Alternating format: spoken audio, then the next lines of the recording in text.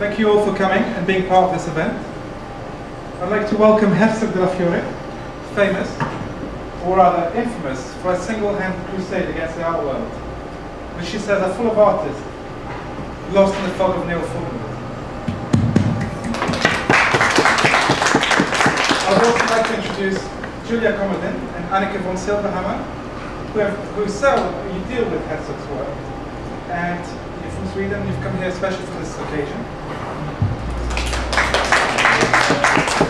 My first encounter with Herzog was quite unusual. I was organising Susak Expo, and I get a phone call from someone who asked me, "Are you Daniel Devlin?" I said, "Yes." And you said, "Fuck you, you neo-formalist fuck. Your expo's full of shit. And I bet you wouldn't have the guts to show my work." Well, we did invite you, but you didn't turn up. I was in New York, Daniel. I know. Yeah. But you asked if you could be part Yeah, and unfortunately I had other projects in New York, so that's why I wasn't there. Okay. You were invited. Yeah, I know, but I was in New York. Okay, but so what Herzog did was send me 4 watercolour paintings of horses in fields, which we did show. But my question to you is, what do you mean when you say neo-formalist fuck? Well, basically, I'm just really fucked off by those who make art and those who deal with art. I mean, if you look back to the sort of 1970s, I mean, you know, I thought we'd finally broken through all these Greenbergian sort of formalist ideals, and you know, art had become alive, art had become action. You know, it wasn't this sort of, what can I say, the stale droppings left behind by artists. You know, art was shitty. Sorry, I don't want to be funny about all these stories of excrement. How confusing. Are you trying to say that artists today don't shit enough? I'm sorry, Donna, but you think you're so fucking funny. What I'm trying to say is that art is the essence of life, okay? You know, and it's not these remnants, you know, that the sort of, you know, artists are making, and that galleries are buying, and these idiots and the museums are collecting. I just feel that these artists, they should be exposed. And to be honest, I take my I don't know whether some of you might or might know the surrealist poet Benjamin Perret, and he had a hate for priests, so he made it his practice to publicly insult priests. Well, I'm making my crusade and my practice to publicly insult artists, so fuck you, basically. Okay, that would sound fine if you're not just about to have 2 proper art exhibitions. I mean, the one in Wigmore Street that unfortunately got cancelled, and one in yeah, the one in Wigmore Street got cancelled because they decided that my content was inappropriate for the space. I mean, no, listen, let me finish. I mean, fuck them, what the fuck do they know about art? I mean, they're a fucking shop, right?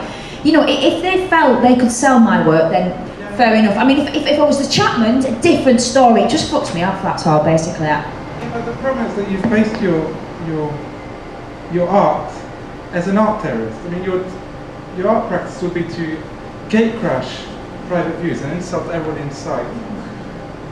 I mean, gallery owners hate you, artists would fear you, and I mean, you've had that experience. I mean, I'm sure you always secretly hope that she'll turn up and just make loads of publicity for you.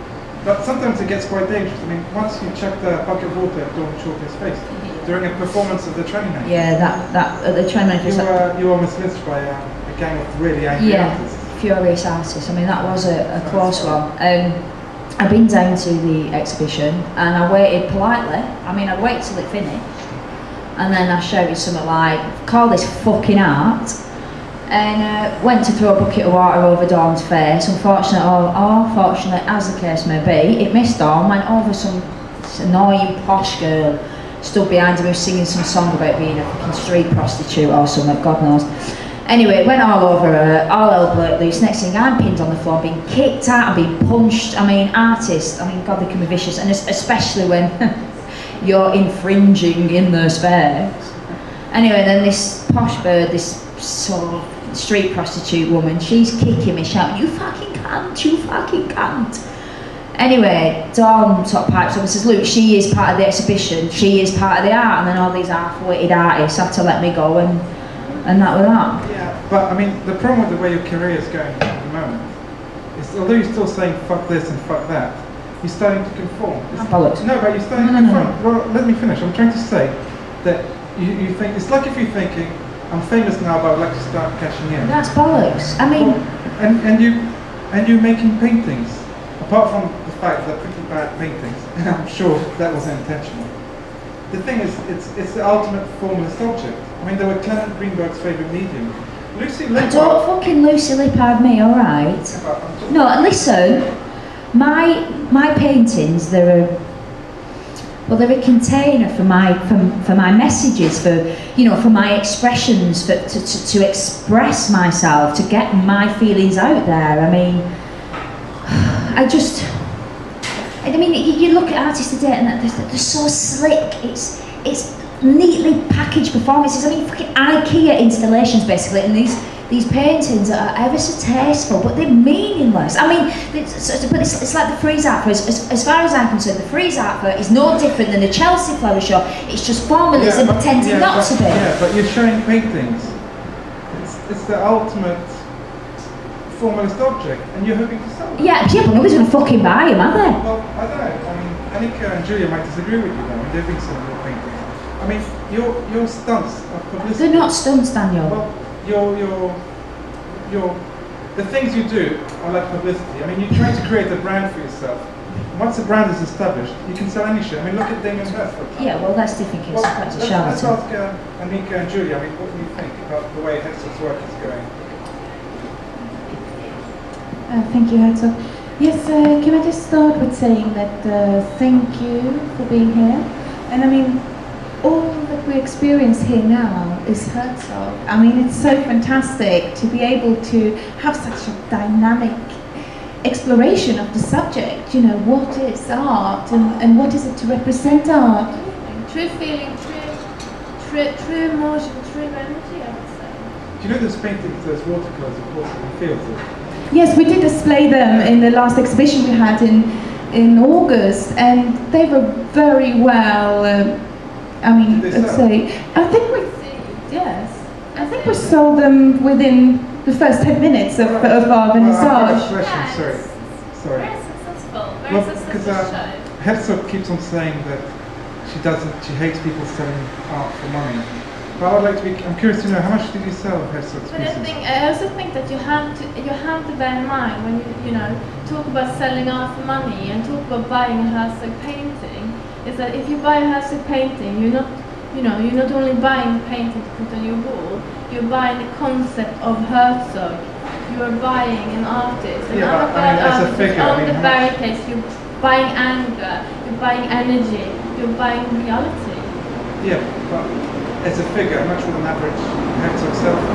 Well, I mean, we have, during years of running a gallery, we've been collaborating with people that invest in art, museums. But can you give me a figure? An average figure? It's such a personal... Does it matter?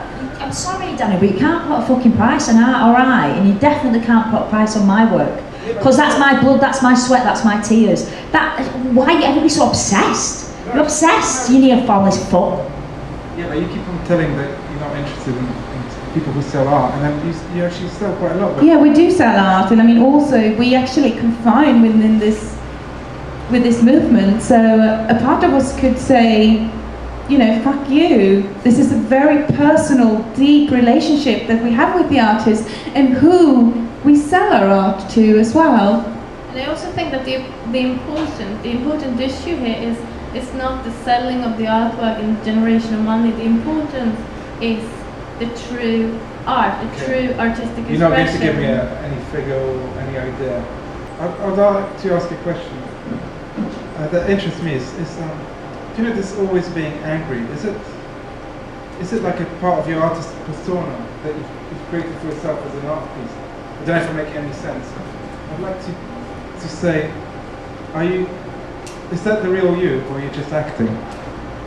Well, to be honest, this is where I suppose you know what I mean, you come in contact with all that. You as a viewer make what you will of it. You know what I mean? You make what you will of me. You know what I mean? You're always going to do that anyway, but this is me, this is my passion, this is my human spirit. As far as I'm concerned, I'm honest. Yeah? So, you know, make your own decisions from that.